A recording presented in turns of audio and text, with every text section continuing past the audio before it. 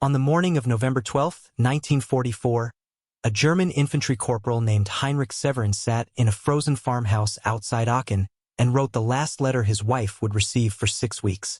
He did not write about glory. He did not write about the Reich's inevitable triumph or the Führer's grand design. He wrote about tanks, American tanks. Specifically, he wrote that he could not understand where they were all coming from. If you're enjoying this deep dive into the story, hit the subscribe button and let us know in the comments from where in the world you are watching from today. We destroyed 3 of them yesterday, he wrote. This morning there were 7 more. I do not know where they find them. It is as if the earth itself is producing them. That letter was intercepted by German military censors. It was flagged, filed, and eventually archived. Heinrich's wife received a version with the critical paragraph removed. She assumed he was describing a minor skirmish. She had no way of knowing her husband had just put into one confused, exhausted sentence what Germany's highest military planners had spent 3 years refusing to accept. His letter was not unique. Across 6 years of the most destructive conflict in human history, ordinary soldiers on both sides wrote the truest documents the war produced. While generals composed carefully worded reports for politicians, while newspapers printed approved dispatches scrubbed of doubt and defeat, while governments on every continent manufactured certainty for civilian consumption, soldiers wrote home. They wrote on ammunition crate lids and hospital stationery and the blank margins of old newspapers. They wrote in foxholes and transport ships and bombed-out buildings with no roofs and no heat. And because they were writing to the people they loved rather than the institutions they served, they wrote the truth. Those letters survived. Hundreds of thousands of them sit today in archives from Washington to Berlin, from London to Tokyo. The United States Army Postal Service alone processed over 1 billion pieces of mail during the war. German Field Post handled nearly 40 billion letters and parcels between 1939 and 1945. Military censors on every side read them, flagged them, and sometimes confiscated them entirely. What the censors most feared, what they blacked out and buried and quietly destroyed, tells its own story. Because the things soldiers were forbidden to write home about reveal, with devastating precision, the exact truths that their governments most desperately needed their people never to know. Heinrich Severin never did explain where all the tanks came from. He didn't know, but someone did. Heinrich Severin was born in 1919 in Dortmund, a steel city in the Ruhr Valley where the air tasted of coal and the skyline was defined by blast furnaces rather than church spires.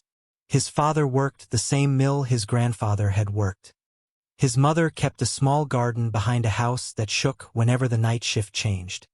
He was 20 years old when Germany invaded Poland, and his first letter home from the front, dated September 4, 1939, contained nothing that would have alarmed a censor. He missed his mother's cooking. The marching was harder than the training. His boots had already given him blisters. He expected to be home before Christmas.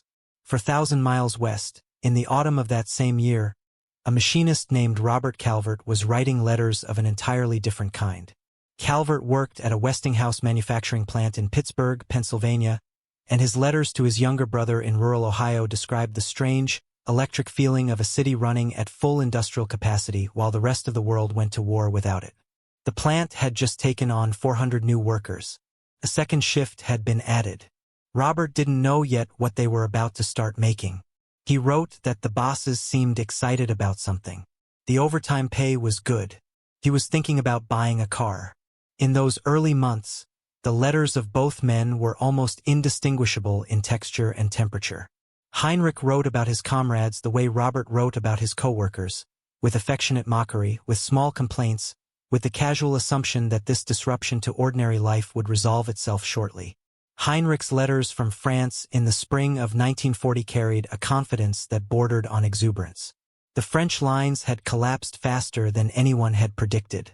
His company had advanced farther in a week than his father's generation had managed in 4 years of the previous war. He wrote that Germany had finally found the method that the last generation had been denied. He believed it completely. Robert enlisted in December 1941, 4 days after Pearl Harbor. His last letter from Pittsburgh described leaving the plant on a Tuesday morning, the furnaces still burning behind him, the sky above the Monongahela orange with industrial light. He did not know he was leaving the largest weapons-producing economy in human history.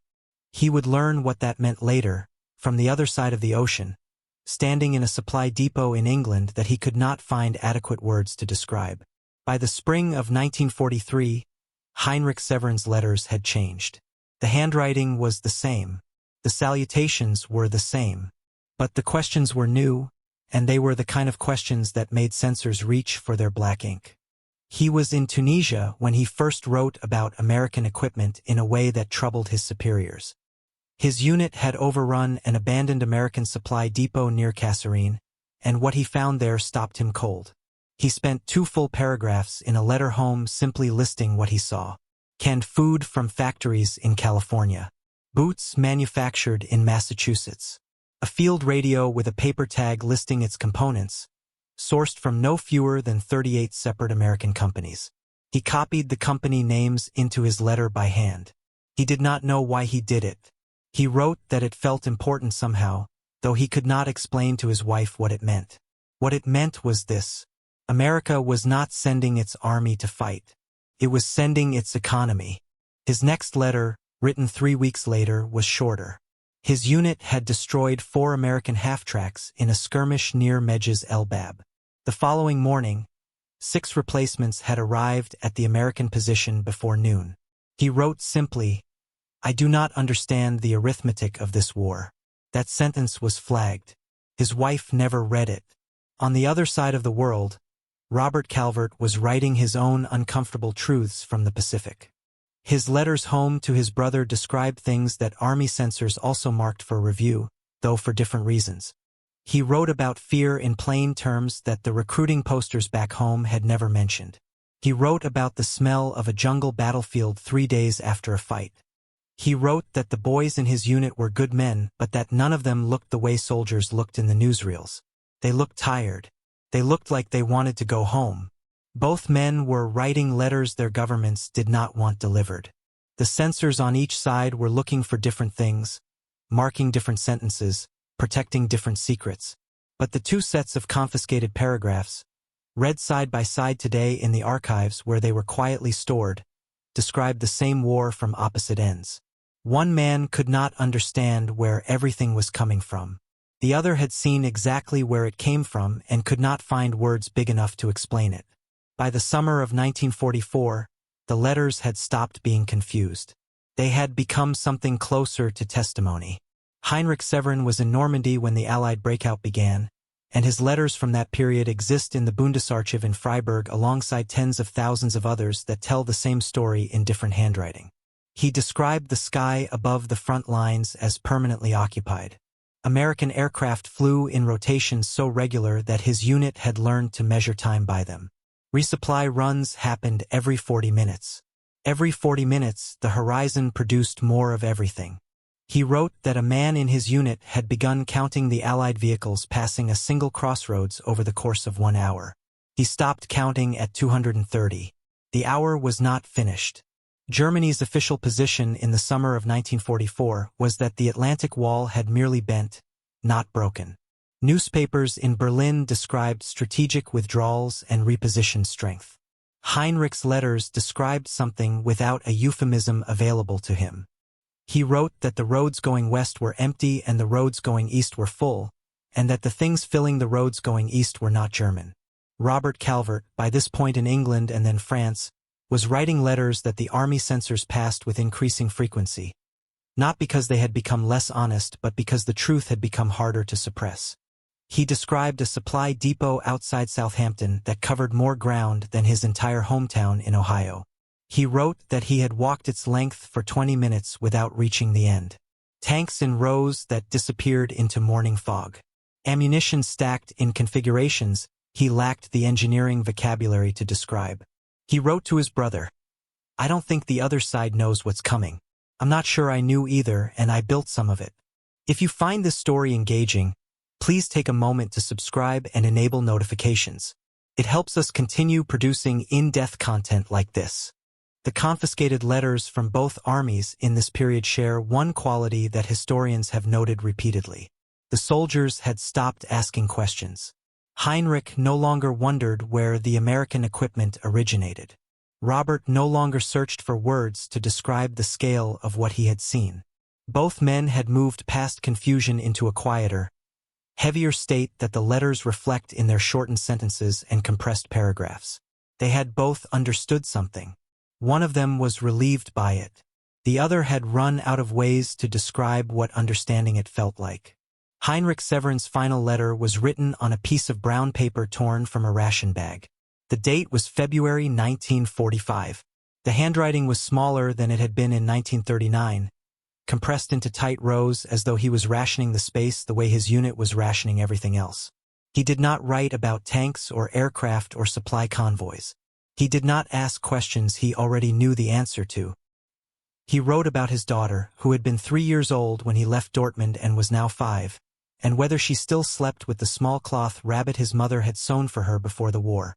He wrote that he hoped the garden had survived the winter. He wrote that he would explain everything when he came home. He did not come home. His wife received notification of his death in April 1945, 3 weeks before Germany's surrender. The letter from February arrived 6 days after the notification. She kept both pieces of paper in the same envelope for the rest of her life. Robert Calvert wrote his last wartime letter on May 7, 1945, the day Germany signed the instrument of surrender at Reims. He was in a village in Bavaria whose name he spelled incorrectly, sitting in a farmhouse that smelled of hay and wood smoke. He wrote that it was quiet in a way that felt wrong after so long, the way a loud noise leaves your ears ringing with the shape of itself. He wrote that the men in his unit had not celebrated the way he had always imagined they would. They had mostly sat down. Some of them had slept where they were standing. He wrote that he was not sure yet what he felt. He thought he might need some time to find out. The United States Army Postal Service processed over 1 billion pieces of mail between 1941 and 1945.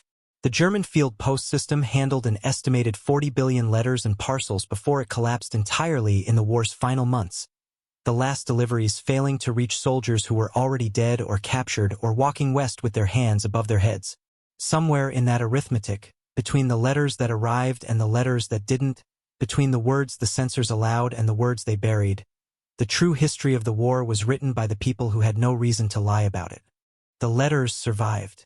In most cases, the men who wrote them did not, or came back so altered that the people waiting for them had to learn a stranger wearing a familiar face. But the paper endured. The Bundesarchiv in Freiburg holds millions of pieces of German military correspondence. The Library of Congress and the National Archives in Washington preserve comparable volumes of American soldier mail. Researchers who have spent careers reading this material describe a consistent and striking pattern.